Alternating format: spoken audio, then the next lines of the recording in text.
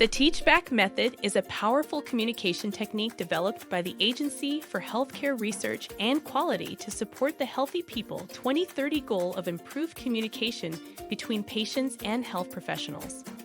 There are 5 essential techniques of the Teach-Back method: chunk and check, non-shaming, plain language, avoiding yes or no questions, and closing the loop. These techniques are designed to enhance your communication skills, fostering a patient-centered approach that promotes understanding, engagement, and informed decision-making. In this video, we will focus on exploring the non-shaming technique. Non-shaming asks providers to show respect for all patients during care interactions. Let's explore a brief in-home hospice scenario. I'm very concerned about Fred's pain. He should have been on a pain medicine regime a while ago. This is terrible. I am going to call the doctor right away. Hello, this is Dr. Yao, Dr. McGlue's lead resident.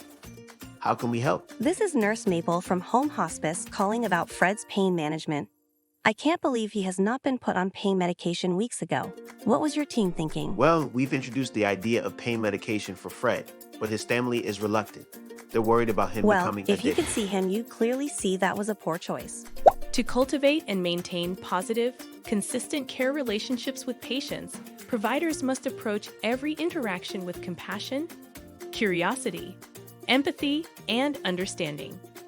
Did you notice how the family shut down with Nurse Maple's word choice, tone, and body language? This is also true with how clinical faculty engage with residents and medical students. Each moment is a teaching moment. Similar to Fred's family, Dr. Yao also became embarrassed by Nurse Maple's approach, which limited collaboration and learning. In both patient conversations and medical teaching settings, non-shaming techniques are reflected in a provider's word choice, tone, and body language. Let's try that again. I'm sorry you're in so much pain, Fred. I'm concerned about Fred's pain level.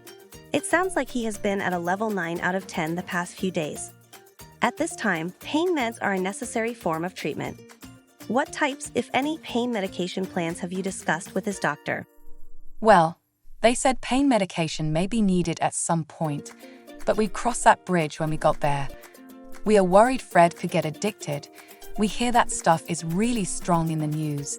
We don't want it to hurt him. And I don't want him to overdose and die on the medicine. I understand your concern.